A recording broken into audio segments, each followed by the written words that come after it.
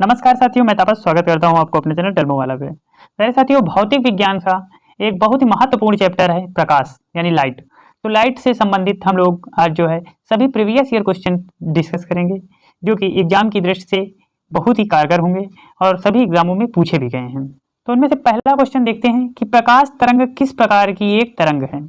SSC CGL 2002 में पूछा गया है कि प्रकाश तरंग किस प्रकार की एक तरंग है। ए ऑप्शन दिया गया है अनुप्रस्थ तरंग है, बी ऑप्शन दिया गया है अनुदैर्ध्य तरंग है, सी ऑप्शन दिया गया है उपरोक्त दोनों, डी ऑप्शन दिया गया है इनमें से कोई नहीं। प्रकाश तरंग प्यारे साथियों एक अनुप्रस्थ तरंग है। ए ऑप्शन इस क्वेश्चन का करेक्ट आंसर हो जाएगा। अगला क्वेश्चन दिया गया है कि प्रकाश का वेग होता है।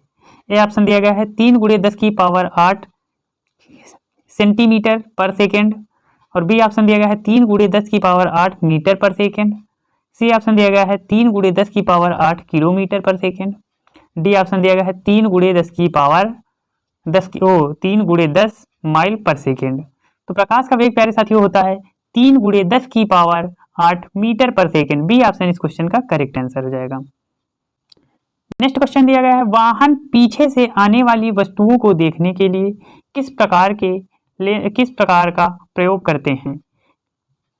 ए ऑप्शन दिया गया है उत्तल लेंस का प्रयोग करते हैं, बी ऑप्शन दिया गया है अवतल लेंस का प्रयोग करते हैं, सी ऑप्शन दिया गया है उत्तल दर्पण का प्रयोग करते हैं, डी ऑप्शन दिया गया है अवतल दर्पण का प्रयोग करते हैं। क्वेश्चन में कहा जा रहा है वाहन के पीछे से आने वाली वस्तुओं को देखने के लिए हम किसका प्रयोग करते हैं। उत्तल लेंस का प्रयोग करते हैं, अवतल लेंस का प्रयोग करते हैं, उत्तल दर्पण का प्रयोग करते हैं या अवतल दर्पण का प्रयोग करते हैं। तो इसका करेक्ट आंसर हो जाएगा कि वाहन यानी जैसे हम बाइक चला रहे हैं तो बाइक में पीछे की वस्तुओं को देखने के लिए हम सदैव उत्तल दर्पण का प्रयोग करते हैं। सी ऑप्शन इस क्वेश्चन का करेक्ट आंसर हो जाएगा। अगला क्वेश्चन दिया गया है प्रकाश का तरंग सिद्धांत किसके द्वारा प्रतिस्थापित किया गया था। ए ऑप्शन प्लांक के द्वारा किया गया, बी ऑप्शन फैराडे के द्वारा किया गया, सी ऑप्शन न्यूटन के द्वारा किया गया, डी ऑप्शन हाइगेंस के द्वारा किया गया। तो प्रकाश का तरंग सिद्धांत प्यारे साथियों हाइगेंस के द्वारा किया गया था। डी ऑप्शन इस क्वेश्चन का करेक्ट आंसर हो जाएगा। अगला छोटा सा प्यारा सा एक क्वेश्चन आया, इंद्रधनुष में कितने रंग होते हैं। तो इंद्रधनुष में प्यारे साथियों 7 रंग होते हैं, जिसको हम लोग विबग्योर के नाम से भी जानते हैं। VIB विबग्योर, GYOR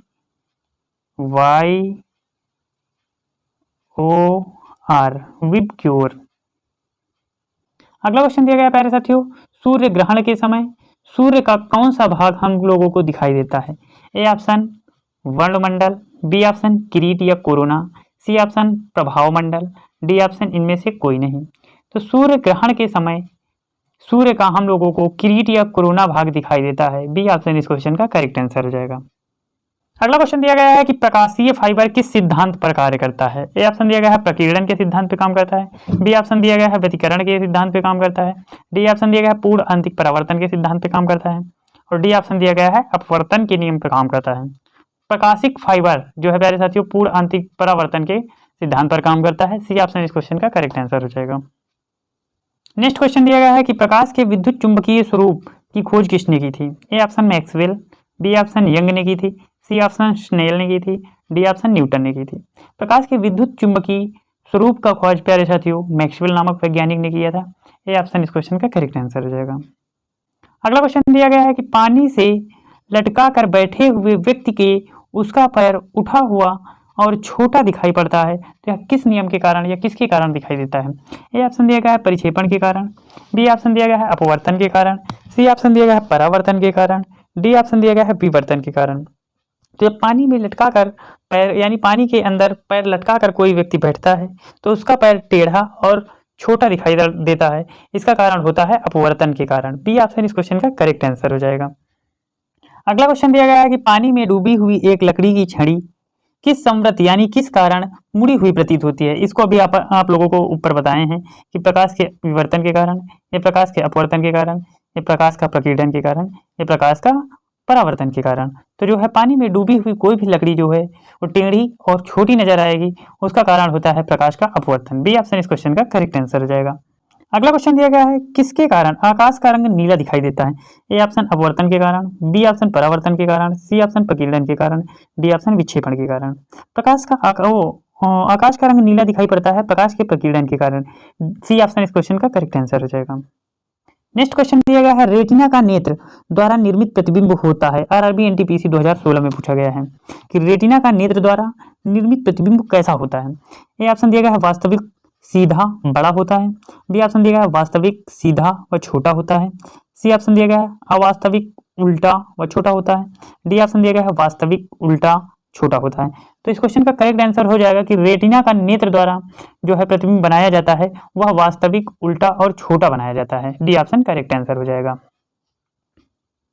अगला क्वेश्चन दिया गया है किसी अवरोध की ओर से प्रकाश का मुड़ना क्या कहलाता है। ए ऑप्शन विवर्तन, बी ऑप्शन दिया गया अपवर्तन, सी ऑप्शन व्यतिकरण, डी ऑप्शन विक्षेपण। तो अवरोध के कारण कोई भी कोर का प्रकाश का मुड़ना जो है विवर्तन के कारण होता है। ए ऑप्शन इस क्वेश्चन का करेक्ट आंसर बन जाएगा। नेक्स्ट क्वेश्चन दिया गया है इंद्रधनुष किस कारण से बनता है।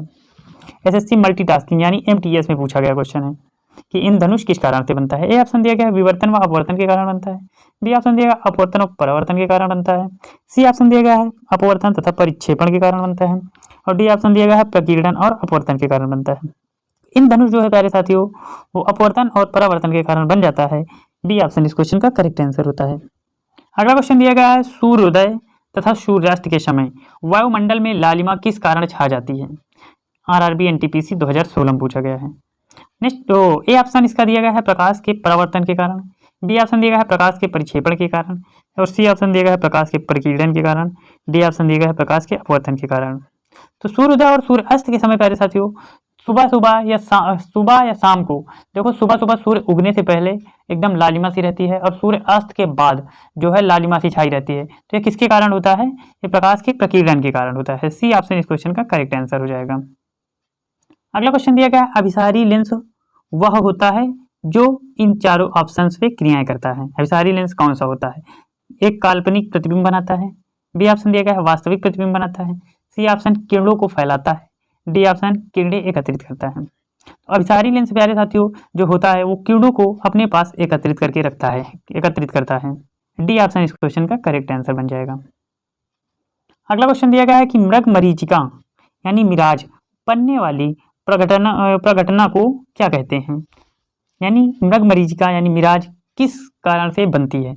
ए ऑप्शन ध्रुवीकरण द्वारा बनती है। बी ऑप्शन पूर्ण आंतरिक परावर्तन के कारण बनती है। सी ऑप्शन व्यतिकरण के कारण बनती है।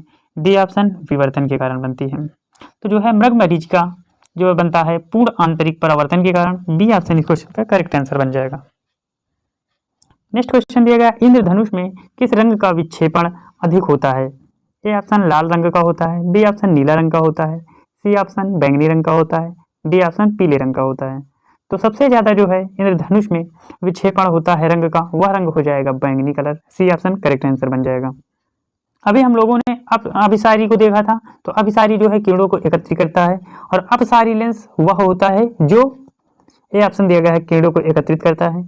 बी ऑप्शन दिया गया है काल्पनिक प्रतिबिंब बनाता है। सी ऑप्शन वास्तविक किरणें वो वास्तविक प्रतिबिंब बनाता है। डी ऑप्शन किरणों को फैलाता है।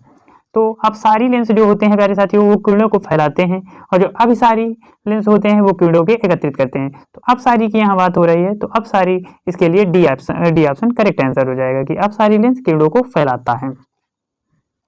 नेक्स्ट क्वेश्चन दिया गया है प्रकाश के चिकने पृष्ठ से टकराकर वापस लौटने की घटना को क्या कहा जाता है। एसएससी सीजीएल 2016 में पूछा गया है कि प्रकाश के चिकने पृष्ठ से वापस आ जाने को क्या कहते हैं। तो प्रकाश का परावर्तन कहते हैं। बी ऑप्शन दिया गया है प्रकाश का विवर्तन कहते हैं। सी ऑप्शन दिया गया है प्रकाश का प्रकीर्णन कहते हैं। डी ऑप्शन दिया गया है प्रकाश का अपवर्तन कहते हैं। तो प्रकाश का किसी चिकनी तल से टकराकर उसी दिशा में वापस आ जाना, इस क्रिया को प्रकाश का परावर्तन कहते हैं। ए ऑप्शन करेक्ट आंसर हो जाएगा। अगला क्वेश्चन दिया गया है सूखा बालू चमकीला क्यों दिखाई देता है जबकि गीला बालू द्रुतहीन होता है। ए ऑप्शन दिया गया है इसका कारण प्रकीर्णन है। बी ऑप्शन दिया गया है यह एक प्रकाशीय भ्रम है। सी ऑप्शन दिया गया है इसका कारण परावर्तन है। डी ऑप्शन दिया गया है इसका कारण अपवर्तन है।